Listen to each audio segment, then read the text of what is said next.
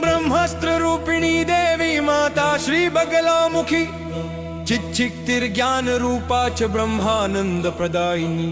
ओम महाविद्या महालक्ष्मी श्रीमत्त्रिपुर सुंदरी भुवनेशी जगन्माता पार्वती सर्वमंगला। ललिता भैरवी शांता अन्नपूर्णा कुलेश्वरी वाराही छिन्नमस्ता च तारा काली सरस्वती। जगत पूज्या महामाया कामेशी भगमालिनी।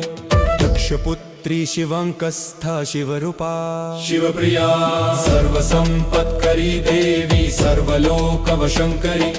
वेद विद्या महापूज्या भक्ताद्वेषी भयंकरी। स्तंभरूपा स्तंभिनी च दुष्ट स्तंभनकारिणी। भक्त प्रिया महाभोगा श्री विद्या ललितांबिका।